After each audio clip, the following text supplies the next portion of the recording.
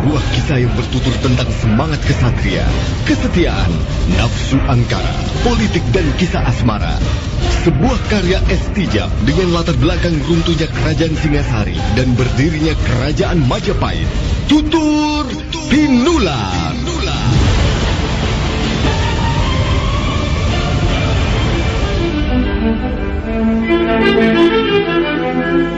Naskah ditulis dan diolah oleh Estijab. Hiasan musik dan sutradara C. Ispriyonoka. Kali ini mengetengahkan episode ke-22 dengan judul Gelapnya Malam Tanpa Bintang. Dalam seri ke-657 ini didukung oleh para pemain M. Abud sebagai Arya Dwi Pangga, Sono Sugiakso sebagai Empu Lungga, Lili Nur Indasari sebagai Luh Jinggan, dan Asdi Suhastra pembawa cerita. Selamat menikmati. Aduh, sakit pinggang, jalannya tempoyongnya. Boyok uloro. Sakit pinggang jadi sembuh, minum karo super pil. Aduh, rematik kuku mah.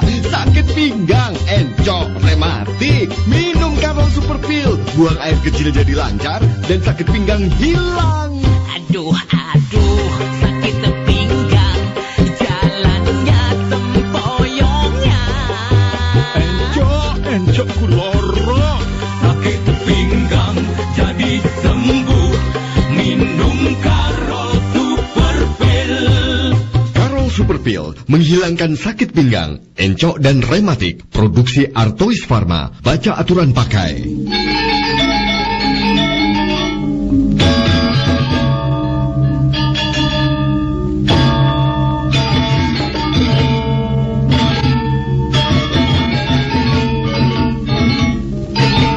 Beberapa kali Arya Dwi Pangga menyarangkan pukulan hidung pamungkasnya.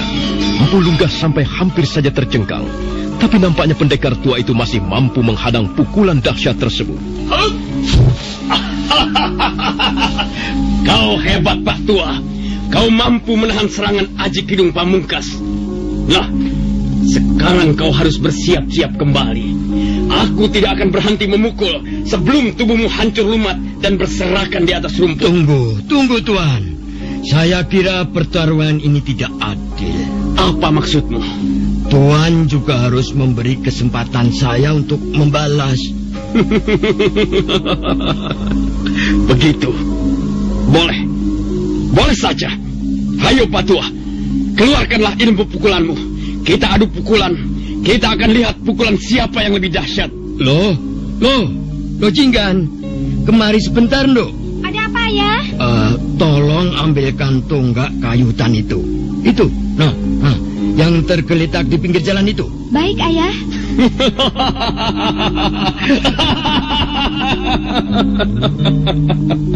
Jadi, kau akan membalas pukulanku dengan pentungan. Kau akan bertarung dengan pendekar syair berdarah dengan menggunakan pentungan. Kau ini ada-ada saja, Pak Tua. Kau sudah membuat lelucon yang sama sekali tidak lucu.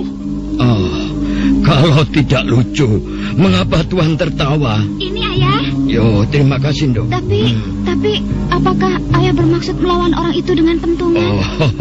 Tenanglah, Nduk, tenanglah. Kau tidak perlu khawatir. Orang itu berbahaya sekali. Ilmunya jahat, wataknya juga jahat. Dia sudah membunuh banyak manusia. Dia harus diberi pelajaran yang berharga. Ayah akan membunuhnya, Ayah. Bunuh sajalah dia. Tak ada gunanya orang seperti itu hidup. Dia hanya akan membuat malapetaka. Dia hanya akan menyebarkan bencana untuk manusia. Tidak loh, tidak. Aku tidak akan membunuhnya. Mengapa tidak, Ayah? Bunuh saja dia. Dia sudah membunuh Jamantara, Ayah. Ayah harus membalaskan sakit hatiku. Bunuh saja orang itu. Aku tidak dapat melakukannya, Nduk. Apakah kau pernah melihat ayahmu ini membunuh seekor lalat? Iya. Ayah memang tidak pernah membunuh. Bahkan membunuh seekor semut pun tidak pernah. Tapi orang itu, Ayah, orang jahat itu harus dibunuh. Kalau tidak berbahaya sekali. Kita tidak perlu membunuhnya loh. Kalau memang dia tidak bisa mengendalikan dirinya, maka kejahatan itulah yang akan memusnahkannya sendiri. Kita tidak perlu membunuhnya. Sudahlah. Kau menyingkir sana. Berdiri di sana, yang agak jauh. Nah, ya. Dan ingat, nanti kalau ayah mulai menghajar orang itu, kau harus menutup telingamu kiri kanan dengan tanah. Ingat, sumpahlah telingamu kiri kanan dengan tanah. Dengan tanah? Iya. Mengapa harus begitu, Ayah? Iya, supaya kau bebas dari pengaruh ilmu ngeracun Busono. Sudahlah, cepat minggir sana. Dan lakukanlah apa yang ayah katakan. Cepat loh. Kita tidak bisa menunggu lebih lama lagi. Baik, Ayah. Hati-hati, Ayah. Ayo, Pak Tua. Apa lagi yang kau tunggu? Cepat lakukan. Jika kau hendak memukulku dengan pentungan, aku sudah siap. Baiklah, Tuan. Saya akan segera melakukannya.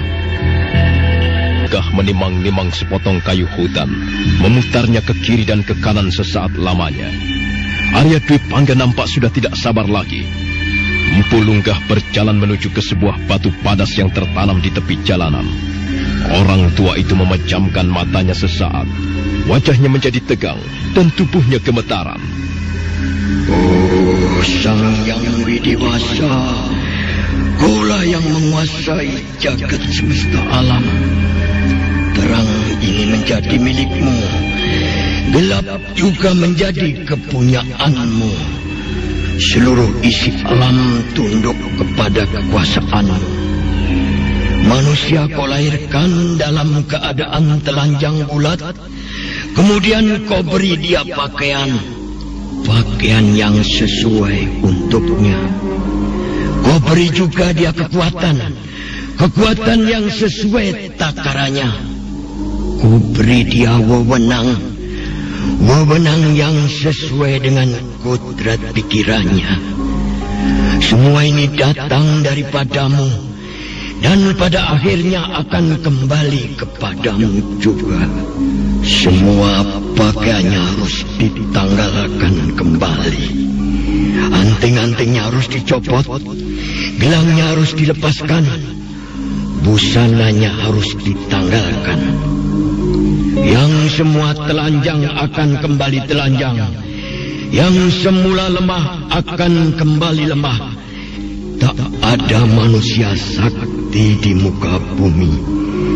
Hanya kaulah yang sakti, hanya kaulah yang dikjaya. Manusia pada dasarnya lemah, tak berdaya, tak bisa berbuat apa-apa, tak mempunyai sesuatu apapun juga. Ayo, Pak Tua. Mengapa kau malah berdiri melongo di situ? Cepat lakukan. Aku sudah tidak sabar menunggu. Lair si Japang bayi, Gusti nulis sing aksara Jawa. Aksarane para pendeta suci, tanpa bondo tanpa sandang legena. Mulane aja wani kumlungkung, atikuna.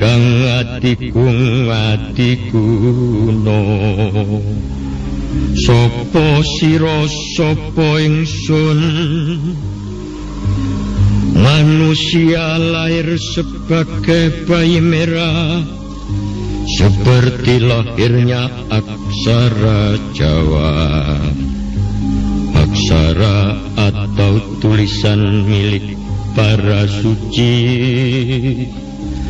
tulisan suci tanpa harta kekayaan, tanpa busana telanjang. Karena itu jangan berani menyombongkan diri, jangan berbuat sewenang-wenang sesama hidup.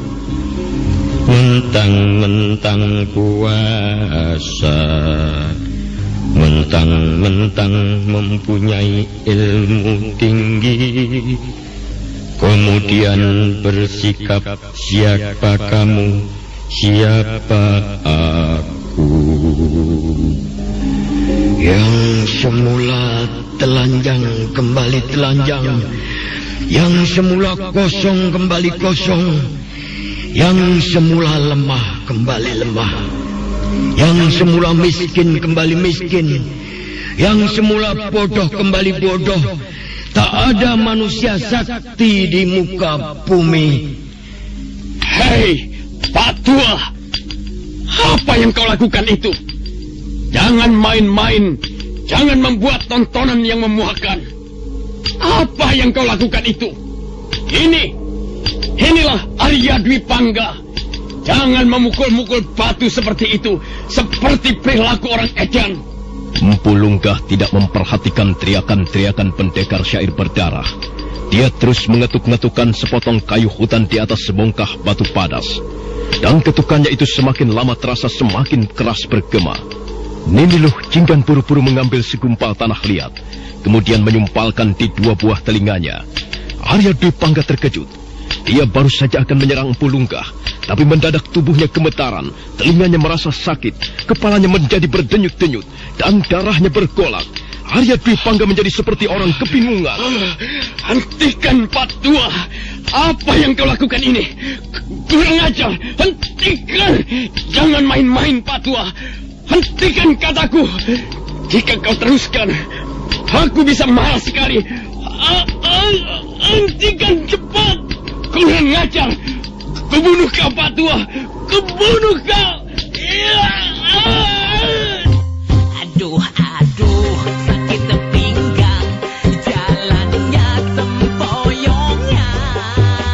Boyok kuloro. Sakit pinggang jadi sembuh, minum Karo Super Pil. Aduh, rematik kuku mah. Sakit pinggang, encok, rematik. Minum Karo Super Pil. Buang air kecil jadi lancar dan sakit pinggang hilang. Aduh, sakit pinggang, jalannya sempoyongnya. Encok kuloro. Sakit pinggang jadi sembuh, minum Karo Super Pil. Karo Super Pil menghilangkan sakit pinggang, encok dan rematik. Produksi Artois Pharma. Baca aturan pakai. Arya Dwi Pangga bermaksud menyergap Empu Lunggah dengan Aji Kidung pamungkasnya, tapi ternyata dia tidak mampu mengerahkan kembali kekuatannya. Satu persatu kekuatannya seperti dilolos dari tubuhnya, dan kekuatan itu lenyap bagaikan asap.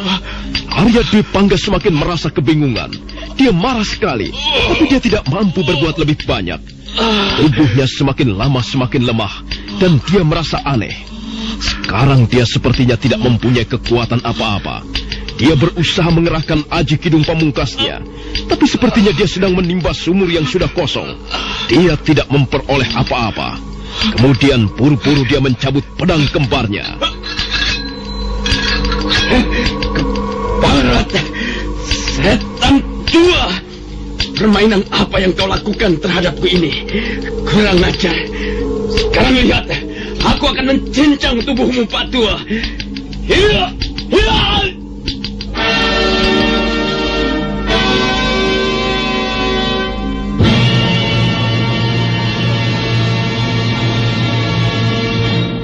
Arya Dwi Pangga hanya mampu melangkah beberapa tindak. Tiba-tiba tubuhnya gemetaran dan tubuh itu roboh tersungkur. Dua bilah pedang kembarnya terlepas. Arya Dwi Pangga berusaha untuk kembali bangkit. Dia nampak sangat marah.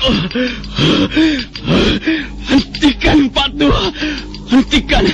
Aku tidak suka permainan seperti ini. Hentikan kataku! Ayo, kita bertarung secara satria. Kekuatan apa yang digunakan ini? Tiba-tiba saja tubuhku menjadi lemas. Tulang persendianku seperti mau copot. Kepalaku seperti mau pecah. Dan aku tidak berhasil mengerahkan kekuatanku untuk mengeluarkan Aji Kidung pamungkas. Celaka, aku bisa mati konyol. Kurang ajar, si tua keparat. Siapa orang ini? Ilmunya sangat tinggi.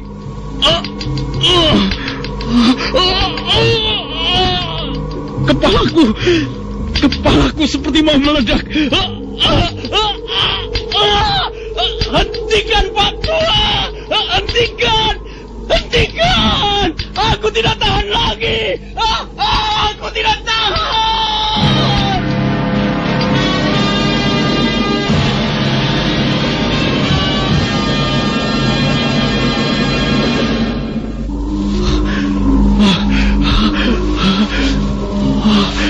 Kurang ajar. Aku telah menjadi barang permainan yang tidak berharga. Keparat setan tua. Dia telah menghinaku habis-habisan. Apa yang telah terjadi pada diriku ini? Mengapa tubuhku menjadi lemah seperti ini? Aku tidak mempunyai kekuatan lagi. Aku tidak mempunyai kesaktian lagi.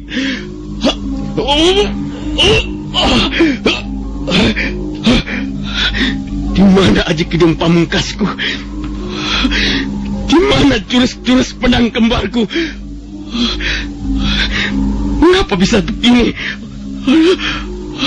Aduh, ampun.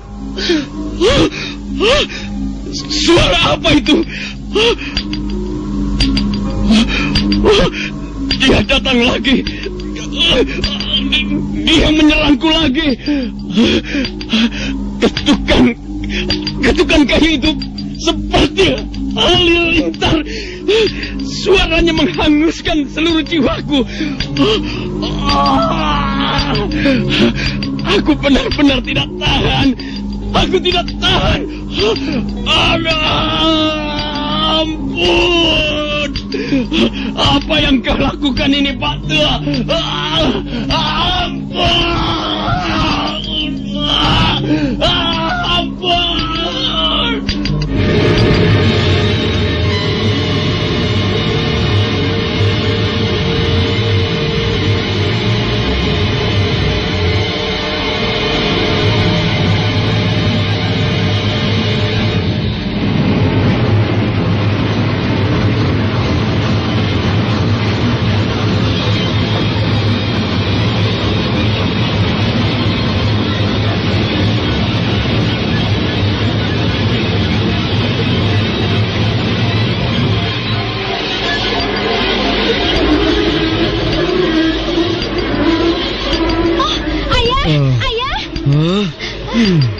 Ada apa lo?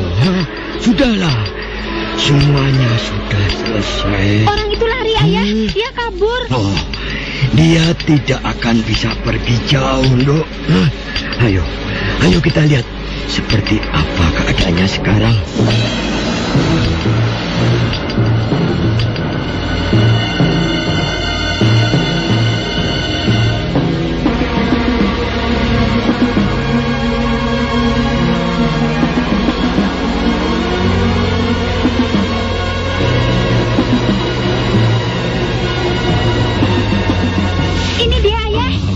Dia di sini. Benar bukan? Dia tidak akan bisa pergi jauh. Apakah dia sudah mati? Oh, tidak loh, tidak.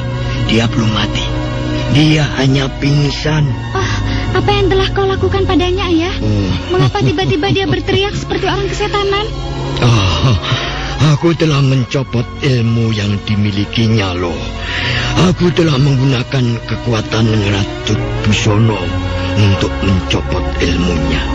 Nanti, kalau dia sudah bangun kembali, dia tidak akan mempunyai ilmu lagi. Dia tidak mungkin lagi mempunyai ilmu seperti yang pernah dimilikinya. Dia akan benar-benar kosong. Jadi, dia masih akan terus hidup, Ayah? Iya, dia masih akan terus hidup. Tapi dia akan menjadi seperti orang biasa. Dia tidak lagi akan mampu berbuat jahat kepada orang lain. Itulah hukuman yang setimpal untuk pendekar syair berdarah. Nanti, kalau dia sudah bangun kembali, dia akan merasa kehilangan sesuatu. Karena memang dia telah kehilangan. Tapi sudahlah, Saya kira hukuman itu sudah sangat pantas untuk Arya Dwi Pangga, Nduk. Mengapa kita tidak membunuhnya saja sekalian, Ayah? Aku benci sekali dengan orang ini. Mestinya kita binasakan saja sekalian, supaya dia tidak dapat mengganggu orang lain lagi, supaya dia tidak bisa berbuat curang dan kejam lagi kepada sesama hidup. Oh, sudahlah, Nduk. Tidak usah sampai membunuhnya. Hukuman seperti ini jauh lebih berat. Nanti dia akan merasa bagaimana menjadi orang yang tidak berdaya.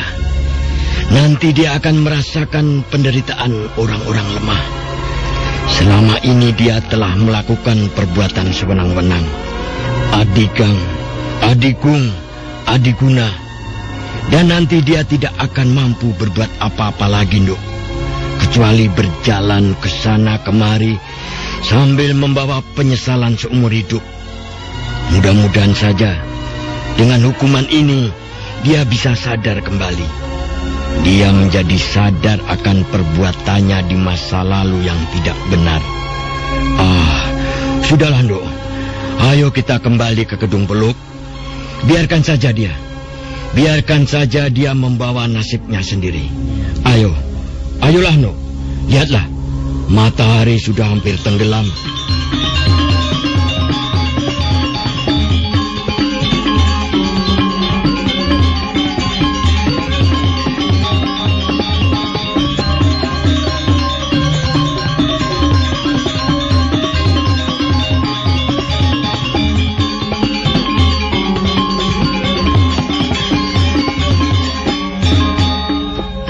Pulungga segera melangkah diikuti Nini Luh Jinggan. Mereka berjalan meninggalkan Arya Dwi Pangga yang masih terbaring di sela-sela rumpun belukar.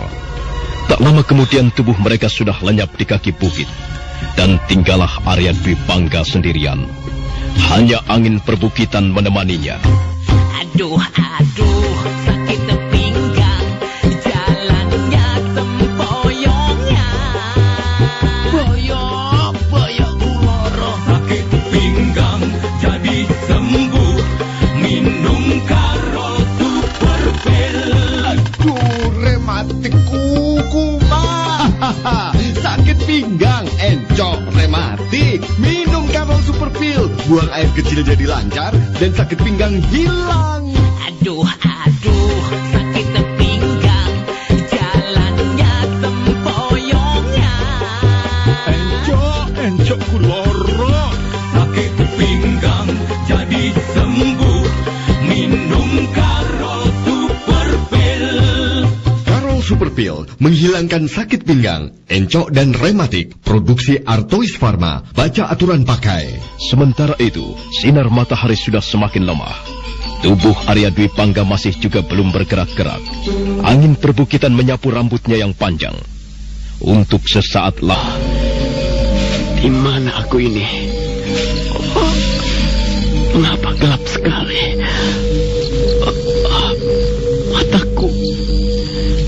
Mataku terasa pedih. Rupanya malam sudah tiba. Aduh, tulang-tulangku terasa remuk. Dagingku terasa lembek. Apa yang telah kualami? Iya, aku ingat. Si tua keparat itu telah menggunakan kesaktiannya untuk mencopot ilmuku. Aduh, aku harus berusaha mengembalikan kekuatanku. Aku akan mencari tempat yang aman. Aku harus bangkit kembali. Aku harus dapat menemukan kembali jurus-jurus pedang kembarku. Aku harus dapat mengembalikan kekuatan pukulan kidung pamungkasku. Arya Dwi Pangga berusaha untuk bangkit, sekalipun tubuhnya terasa pedih dan lemas. Dia berusaha untuk melangkah meninggalkan tempat itu, tapi dia benar-benar menjadi lemah tak berdaya. Aku benar-benar tidak mempunyai kekuatan lagi. Kekuatanku telah diambil oleh si tua keparat itu. Kesaktianku telah dicopot. Aku tidak mempunyai sesuatu yang dapat dibanggakan lagi. Ada apa dengan mataku ini? Rasanya pedih sekali. Rasanya pedih. Dan seperti ada kabut menghalangi pandanganku. Aku harus segera mendapatkan tempat yang aman. Aku harus berlatih kembali. Kalau aku sudah memperoleh kembali kekuatanku, akan ku cari si tua keparat itu. Akan ku balas sakit hatiku ini. Akan ku bunuh dia. Akan ku cincang tubuhnya.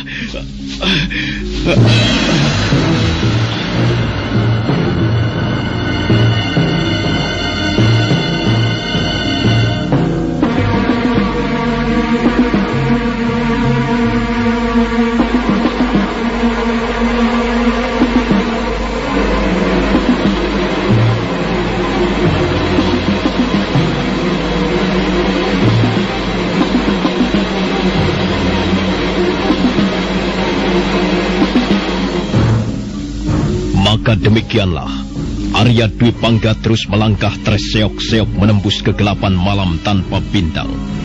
Angin bertiup di sepanjang bukit, menerpa tubuhnya yang lemah, menerpa rambutnya yang panjang dan kusut, menerpa nasibnya yang malang dan kusut.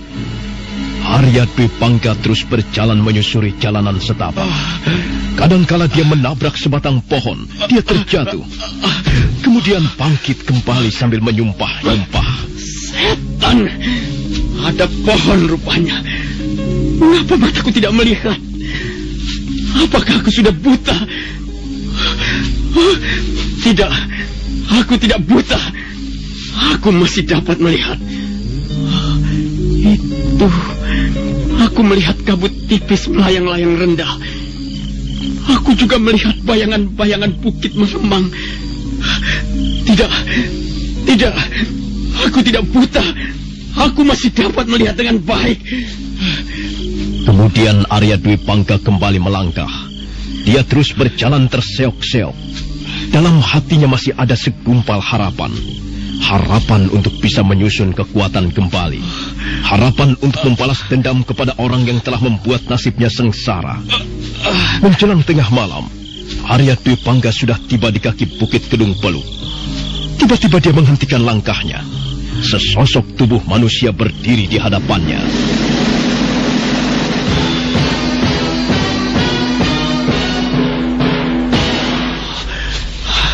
Siapa itu?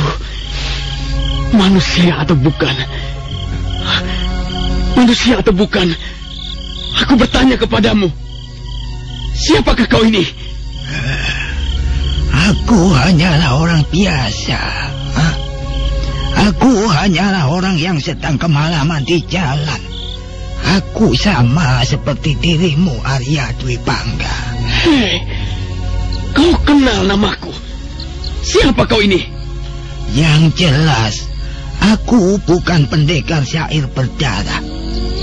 Aku bukanlah pendekar kejam yang senang berkeliaran di malam hari sambil membunuh manusia dengan kepala dingin. Kurang ajar. Kau jangan menyindir-nyindir aku. Kau jangan menghina aku. Akulah pendekar syair berdarah. Akulah Arya Dwi Pangga. Benarkah kau pendekar syair berdarah? Benar. Lalu kau mau apa? Tidak, aku tidak mau apa-apa. Sayang sekali mengapa aku harus bertemu dengan pendekar syair berdarah. Untung pendekar syair berdarah sudah kehilangan kekuasaannya. Aku benar-benar orang yang beruntung, bukan? Apa maksudmu? Kau siapa? Aku seperti kenal orang ini. Dia menggunakan jubah seperti seorang Brahmana. Rambutnya sudah agak memutih. Dan wajah itu, aku seperti kenal wajah seperti itu. Ada apa, pendekar syair berdarah? Apa yang sedang kau pikirkan? Apakah ada sesuatu yang merisaukan hatimu? Katakan, siapa kau ini sebenarnya? Dan apa maksudmu menghadang langkah-langkahku? Arya Dwi Pangga. Arya Dwi Pangga. Selama ini hatimu menjadi buta. Selama ini kau melakukan perbuatan-perbuatan terkutuk. Kau tidak dapat melihat mana yang benar dan mana yang salah. Kau tidak dapat membedakan mana yang baik dan mana yang buruk. Kau berjalan lubras-lubras. Kau berlari salang tunjang, menabrak apa saja yang ada di hadapanmu. Dan kelakuan seperti itu adalah kelakuan seorang yang tidak mempunyai mata. Oh, kau Resi Wisambuti. Benarkah kau Resi Wisambuti? Hatimu sudah buta, Arya Dwi Pangga. Hatimu tidak dapat melihat dengan jelas isi dunia ini. Hatimu sudah dibutakan oleh nafsu, oleh gejolak hawa nafsu yang meluap-luap sepanjang siang ataupun malam. Nah, Arya Dwi Pangga, kau telah berani mencolok kedua belah mataku. Suatu saat nanti pembalasanku akan tiba. Suatu saat nanti bukan hanya hatimu yang buta, tapi matamu pun tidak akan mampu melihat apa-apa. Dan seluruh isi dunia ini akan kau hadapi bagaikan malam tanpa bintang. Tidak, tidak, tidak.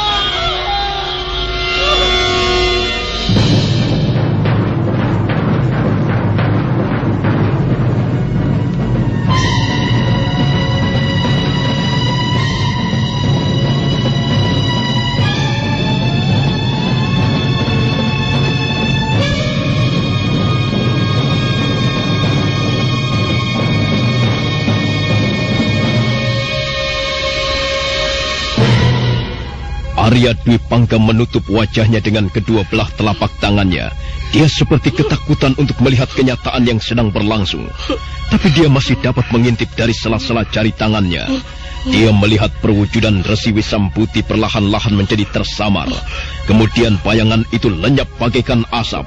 Selanjutnya Arya Dwi Pangga melihat hamparan padang berwarna kekuning-kuningan. Kemudian warna itu berubah menjadi merah, merah tua, dan akhirnya menjadi hitam, gelap gulita, gelap bagaikan malam tanpa bintang. Aduh, sakit pinggang, jalannya sempoyongnya.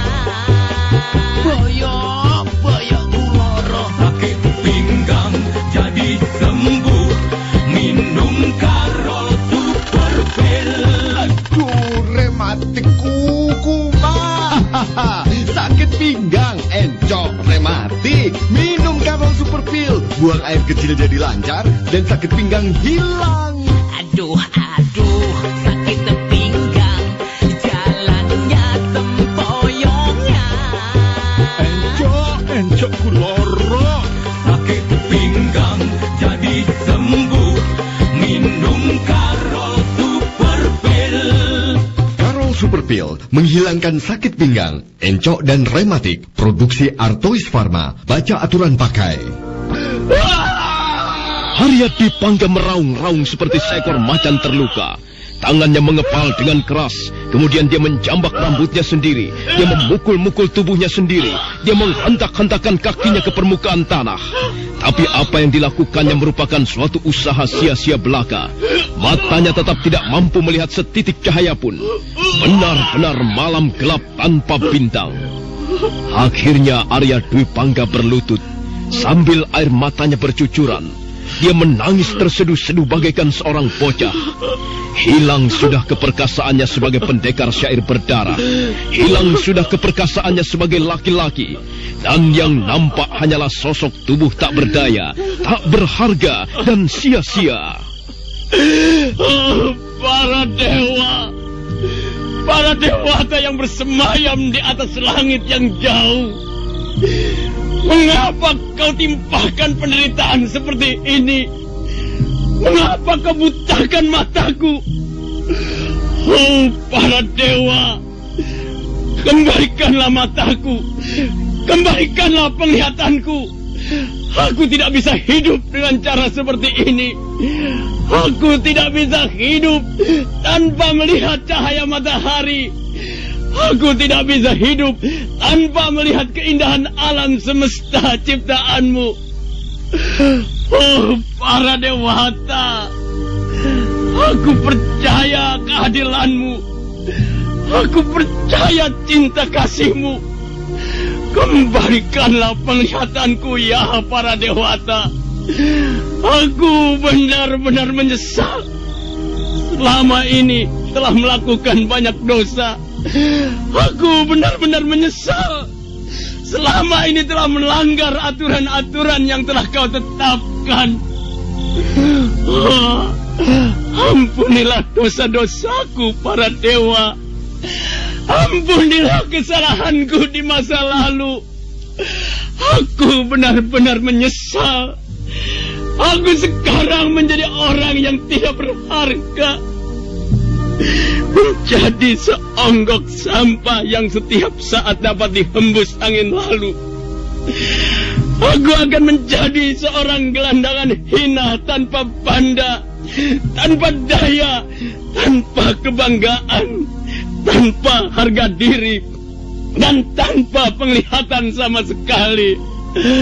Oh, alangkah malangnya nasibmu, Arya Dwi Pangga. Alangkah sengsaranya hidupmu, Arya Dwi Pangga. Benar-benar gelap. Sama sekali gelap. Tak ada sepotong sinar pun masuk ke dalam cahaya mataku. Tak ada sepotong sinar pun. Apakah akan begini selamanya? Bagaimana kalau aku tidak bisa melihat lagi untuk selama-lamanya? Oh, para dewata, ampunilah kesalahan Arya Dwi Pangga. Aku berjanji akan memperbaiki kelakuanku. Aku berjanji dengan sepenuh hatiku. Aku tidak akan melakukan kejahatan lagi. Aku bahkan tidak akan membunuh seekor lalat pun. Aku akan berusaha untuk hidup bersih, bersih, sebersih air pegunungan. Tapi tolonglah para dewa, tolong kembalikan mataku. Tolonglah para dewa, tolonglah aku, para dewa. Kembalikan mataku, kembalikan penglihatanku.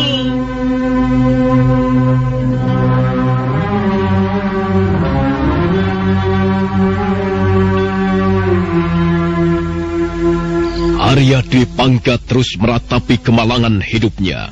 Dia melolong-lolong bagaikan anjing kena gebuk. Dia meraung-raung bagaikan singa terluka. Dan suatu saat dia menangis terseduh-seduh bagaikan seorang bocah ditinggal ibunya. Sungguh malang nasib pendekar syair berdarah. Tiba-tiba Arya Dwi Pangga bangkit. Dia berjalan sambil meraba-raba ke sana kemari. Dia hampir saja terjatuh. Kakinya tersangkut akar pohon. Tapi dia masih berusaha menguasai keseimbangan tubuhnya. Dia merapat ke sebuah pohon besar dan berkayut pada akar-akar sulurnya.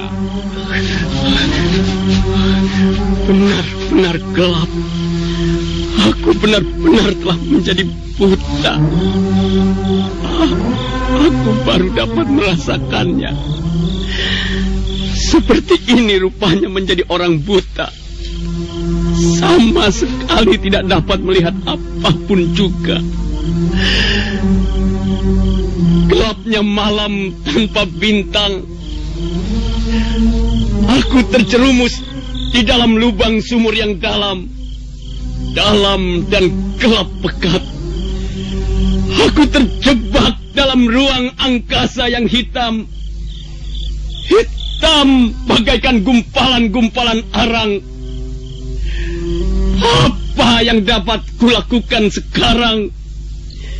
Menjerit, melawang, minta ampun, menyesal. Aku berteriak kepadamu, wahai penguasa jagat semesta alam. Tidak, aku tidak bisa hidup dengan cara seperti ini. Kembalikan mataku ya para dewa. Kembalikan penglihatanku.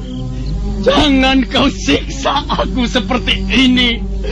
Aku tidak tahan. Aku tidak kuat menanggungnya. Ampunilah dosa-dosaku ya para dewa.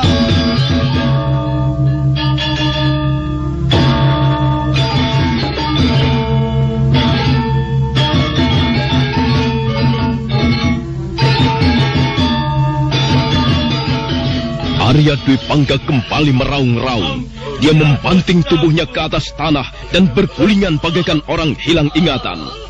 Dan setelah lelah, dia kembali duduk sambil merenungkan apa yang sudah terjadi. Tapi itu hanya sebentar. Selanjutnya dia menangis kembali, meraung kembali. Mengapa harus terjadi seperti ini? Lebih baik bunuh aku.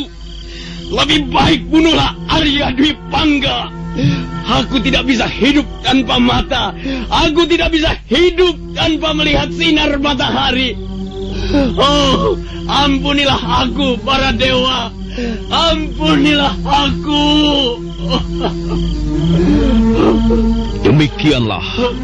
Demikianlah nasib yang akhirnya menimpa diri Arya Dwi Pangga. Nah, saudara pendengar, bagaimanakah kisah selanjutnya? Ikutilah terus drama radio serial Tutur Tinular